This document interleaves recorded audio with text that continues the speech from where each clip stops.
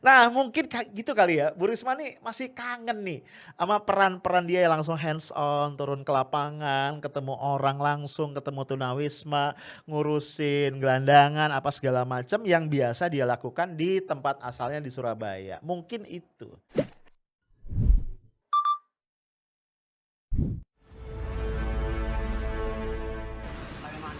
Oh enggak ada perang sekarang. Sekarang sudah nggak ada perang, ya Pak ya? Ya, ya tunggu ya Pak. Biar saya carikan dijemput. Ya, ya Bapak di sini ya. Ya tidur. Guys, Tri Risma hari ini yang lebih kita kenal sebagai Bu Risma diangkat oleh Presiden Jokowi menjadi Menteri Sosial. Menggantikan pejabat lama Juliari Peter Batubara yang ditangkap KPK karena tersandung oleh kasus korupsi bansos COVID-19. Nah, sejak Risma menjadi Mensos, itu Jakarta punya fenomena baru yaitu belusukan Bu Risma ke berbagai titik. Ya, sebenarnya ini adalah kebiasaan lama Bu Risma di kotanya Surabaya ketika jadi wali kota yang dibawa ke Jakarta. Bahkan ya, sejak hari pertama Risma menjabat itu dia sudah tancap gas belusukan di wilayah di belakang kantornya, kantor Mensos ya, di Kelurahan Pegangsaan Jakarta. Kepingin mereka bisa lebih baik lah ya, cuman kan masalahnya mesti ada apa namanya resisten. Jadi nggak bisa sekali memang, tapi tadi udah dapat kita beberapa yang kita bisa aja, nggak apa-apa sudah, nanti kita telateni, ya mereka kan, ya masa kemudian saya diam saja lihat kayak gini kan. Tapi hal ini bukan hal yang baru di Jakarta. Ya baru atau enggak kan kita bukan cari yang baru atau tidak, kita kan cari solusinya, ya kan, kita cari solusinya, jangan sampai apa namanya mereka susah. Jadi maksud saya apa namanya sudahlah, kita nggak usah ngomong yang macam-macam, kita ya udah ini sekarang kita coba selesaikan gitu ya. Nah, guys, langkah Bu Risma ini menuai pro cons ya, biasa pastilah gitu ya. Salah satu yang pro tentu adalah partainya Bu Risma ya. Ini Pak Gembong Warsono, Ketua Fraksi PDIP DKI menjelaskan. Nah, menurut Pak Gembong ya, langkah Bu Risma ini adalah bagian dari tugasnya sebagai Mensos. Untuk apa? Untuk memastikan bahwa penanganan para tunawisma itu tuntas. Ya, kita tahu salah satu solusi yang ditawarkan Bu Risma adalah mengembalikan para tunawisma ke daerahnya. Nah, ini perlu dipastikan supaya di daerahnya mereka tidak kembali menjadi tunawisma. Oke. Nah, dukungan juga datang dari siapa nih? Dari Ketua DPP Partai Golkar, ya Pak Aceh Syazili Hasan. Beliau juga adalah Wakil Ketua Komisi 8 DPR RI. Menurut Pak Aceh nih ya, belusukan itu adalah gaya kepemimpinannya Presiden Jokowi sebagai atasannya Bu Risma. Jadi wajar banget ya, sudah sepatutnya anak buah itu ngikutin nih gaya kepemimpinan dari bosnya. Ya, apalagi kata Pak Aceh, memang persoalan-persoalan sosial termasuk tadi tunawisma dan sebagainya itu membutuhkan penyelesaian dengan pendekatan yang lebih humanis, di mana pejabat itu turun langsung ke lapangan, melihat langsung kondisi dari orang-orang yang kurang beruntung ini ya. Namun ya Pak Aceh mengingatkan, tetap Bu Risma sebagai Mensos harus berbagi peran dengan Pemda setempat. Nah, yuk kita lihat sekarang netizen. Ini netizen yang maha benar nih bilang apa ya ketika menyoroti langkah-langkah Bu Risma yang gercep tadi. Ya, ini ada yang menarik ya. Ada satu ya, ini akun @uripsumoharjo AD. Mengatakan begini, belusukan kok di DKI. Ibu Mensos RI ingat itu Bu, di Tanjung Pinang ada musibah banjir. Sudahkah ada tim ibu ke sana kah? Langsung ya. Ada lagi akun @divergenbound 1.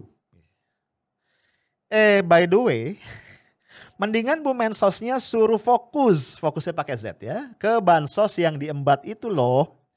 Mending dibenahi dulu, dulunya pakai dolo ya. Mendingin dibenahi dulu tuh internalnya. Nah, apa bansos bisa diembat gitu?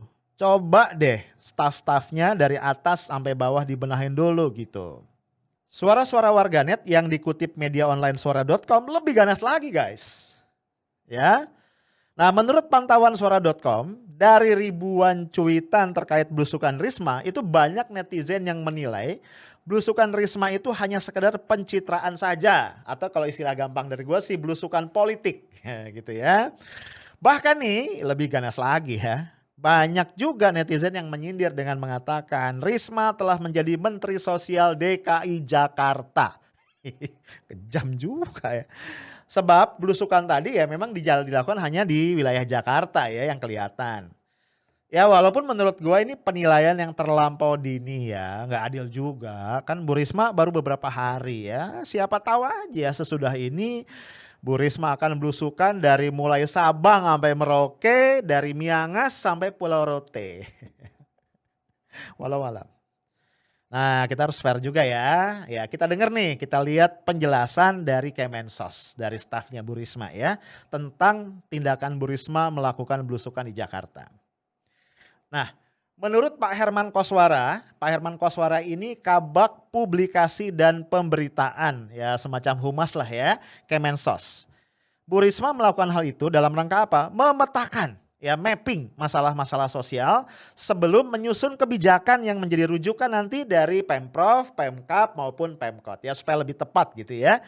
Langkah-langkahnya itu nggak ngablu gitu tapi based on realita lapangan. Ya dan menurut Pak Koswara juga ini Bu Risma ini biasanya melakukan belusukan itu acak, random. Kayak ngambil sampel gitu ya. Dan gak jarang tuh ya tiba aja dalam perjalanan dia menuju kantor misalnya Bu Risma turun di satu tempat untuk belusukan. Jadi gak terlalu direncanakan.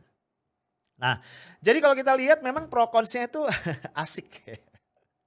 Asik ya, ada yang ngebelain ya, lalu ada juga yang nyalah-nyalahin ya biasa memang dunia media sosial kita kan begitu ya. Nah guys lebih menarik lagi untuk kita ngulik lebih dalam pendapat para politisi. Ya, ini ada dari Pak Mujiono. Pak Mujiono ini adalah politisi di DPRD DKI, dia ketua Komisi A dari fraksi Partai Demokrat. Nah ini kata-katanya tajam juga ya. Jangan lebay aja, dikemas berlebihan norak jadinya. Yang dilakukan Bu Risma termasuk kategori berlebihan. Jadi dengan kata lain nih Pak Mujiono bilang Bu Risma norak katanya. Aduh. Bahkan nih Pak Mujiono menawarkan nih kepada Bu Risma. Jadi kalau mau ketemu gelandangan banyak ya itu jangan Sudirman Tamrin yang memang biasanya steril ya. Tapi pergi tuh katanya ke daerah-daerah kumuh di Jakarta Barat ya. Misalnya di bantaran Kali Angke gitu banyak. Emang sih gue pernah lihat ya banyak. Gue pernah sama teman-teman baksos ke situ ya. Yang padat banget emang di situ. Nah Pak Mujiono juga mengatakan langkah Risma itu adalah langkah politis. Karena bagaimanapun Bu Risma seorang politisi ya. Untuk apa? Untuk membangun citra di tengah masyarakat. Dan menurut dia ya pastilah kalau yang namanya politisi itu akan selalu berusaha membangun citra. Nah ini yang menarik nih. Masih Pak Mujiono. Dikutip dari media lain ya.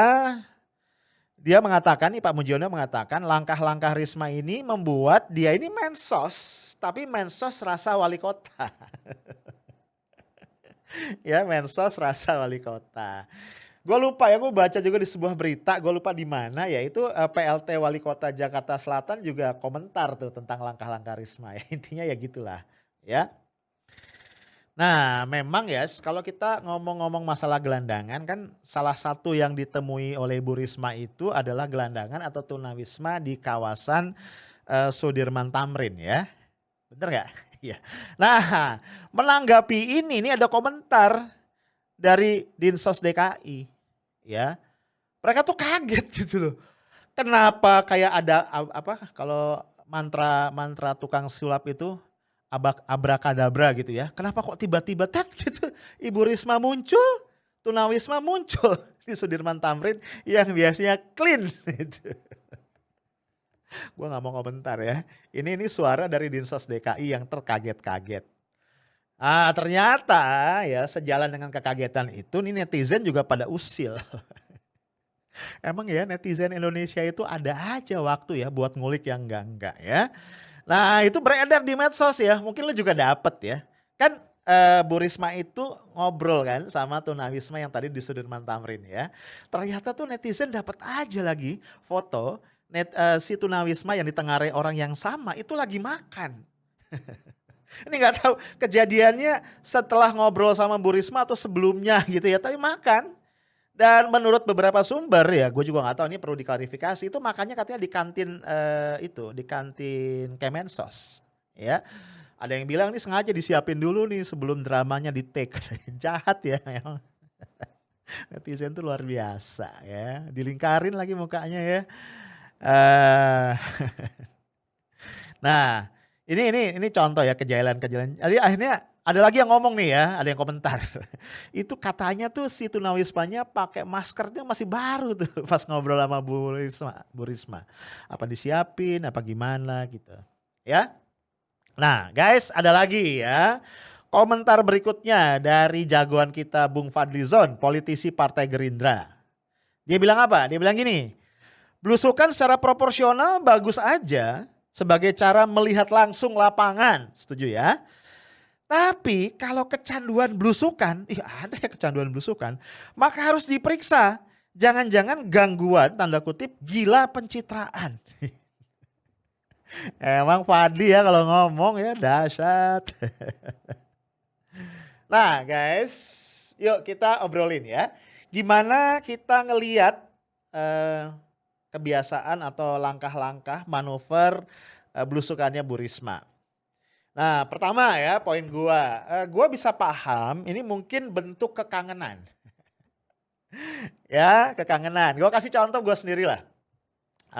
Basically gua ini trainer ya. Gue trainer SDM gitu ya.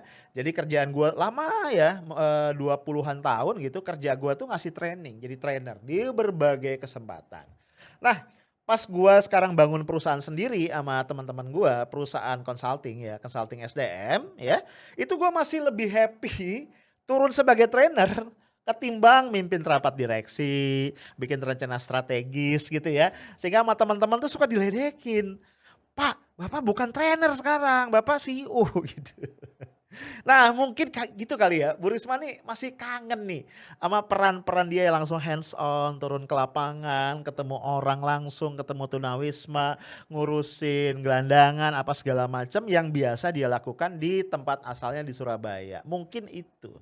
Ya walaupun ada catatan juga ya, ternyata menanggapi belusukannya Risma di Jakarta ini tiba-tiba muncul beberapa berita yang menggambarkan bahwa masih ada tempat-tempat di Surabaya itu orang-orang yang tinggal di kolong jembatan, di kolong jalan tol yang konon ini belum pernah disambangi Bu Risma ya. Ada aja ternyata ketemu ya sama wartawan. Itu poin gue yang pertama. Jadi kita bisa maklum kalau Bu Risma ini masih kangen sama peran lamanya. Tapi ya jangan lama-lama ya kan. Kan jabatannya udah ganti kan Bu Risma ya. Gajinya juga ganti Bu. Poin yang kedua. Nah, peran menteri ini perlu kita ingatkan kepada Bu Risma. Peran menteri itu adalah di level pembuat kebijakan dan pengawal dari pelaksanaan kebijakan. Nah kan gini. Kemensos secara khusus itu adalah departemen atau kementerian yang paling bertanggung jawab dalam menangani orang-orang yang menyandang masalah sosial. Termasuk di dalamnya orang-orang miskin di seluruh Indonesia, bukan cuma di Jakarta. Nah ngomong-ngomong tentang tanggung jawab Kemensos ini, kita ngomong tentang orang-orang yang masih hidup di bawah garis kemiskinan. Orang-orang yang masih tergolong orang miskin. Nah ini ada data dari BPS ya, data bulan Maret tahun 2020 ya. Nah kalau kita lihat ya persentase penduduk miskin di Jakarta itu adalah 4,53%. Nah angka ini jauh di bawah angka nasional 7,38%. Jadi sudah jauh lebih baik ya dari angka nasional. Nah bandingkan nih sama provinsi-provinsi lain. Misalnya NTB 14,90%. Bengkulu 14,77. Tinggi banget ya. Sumatera Selatan 12,16. Yogyakarta 11,53%. Bahkan guys Jawa Timur nih ya. Provinsi dari mana Ibu Risma berasal itu masih 7,89%. Jauh di atas DKI Jakarta. Jadi poin gue adalah kalau Bu Risma sebagai Mensos itu terlalu fokus ngubek-ngubek Jakarta, gak make sense. Ya, Jakarta udah ada yang ngurusin dan progresnya not bad gitu ya. Indonesia ini yang mesti diurus. Masih banyak sekali daerah yang disparitasnya sama Jakarta, kesenjangannya sama Jakarta jauh banget ya. Kalau Ibu Risma ikut ngurusin Jakarta lagi, waduh tambah sakit hati itu orang-orang daerah. Karena Indonesia ini bukan Jakarta dan Jakarta itu bukan Indonesia gitu ya. Lanjut ya. Poin gue yang ketiga. Nah, kalau Ibu Risma tidak segera langkahnya diubah, lebih proporsional ya, tidak Jakarta sentris, nggak terus belusukan begitu. Yang gue khawatir nih ya, ini akan lebih mudah, akan semakin gencar muncul tuduhan bahwa Ibu Megawati sebagai pimpinan PDIP itu sengaja nih menempatkan Bu Risma sebagai mensos dalam konteks apa? Dalam konteks curi start. Untuk apa? Untuk perlombaan atau pertandingan politik 2024 ya. Lo tahu kan ya bahwa 2022 jabatan Gubernur Anies itu akan berakhir dan konon tidak akan ada pilkada di 2022 ya. Akan dilakukan nanti, akan ditunjuk PLT, kemudian 2024 akan pilkada serentak sekaligus dengan pileg dan pilpres. Nah, Jakarta akan ada di situ tuh pilkadanya. Nah, ya kita tahu lah ya, kita jujur-jujuran aja. Saat ini nih kayaknya Bu Mega nih PDIP ngerasa ada duri dalam daging gitu. Jakarta ini bikin panas hati. Secara nasional menang, presidennya diusung oleh PDIP tapi DKI kalah. Itu kan kayaknya aduh gimana gitu ya. Bikin makan gak enak, tidur gak nyenyak, mungkin kayak begitu ya. Nah, jadi tadi kalau Bu Risma terus aja ngubek-ngubek Jakarta, gue khawatir nih orang kemudian mengatakan nih Bu Risma sengaja, satu gangguin Anies, dua pencitraan dalam rangka perlombaan politik tahun 2024. Nah, poin gue yang terakhir gue ingin katakan, Bu Risma harus ingat bahwa fokus Bu Risma harusnya seperti kata tadi salah satu netizen adalah pembenahan bansos nih. Ya, karena walaupun ya konon bansos ini sudah diubah ya dari bentuknya adalah sembako jadi tunai, ya jadi kayak BLT zaman SBY dulu ya. Tapi tetap ya namanya orang kalau niat jahat tuh ada cara untuk mengutip untuk nyunat dana itu. Ya seperti gue bilang tadi, ini urusannya payah nih, parah.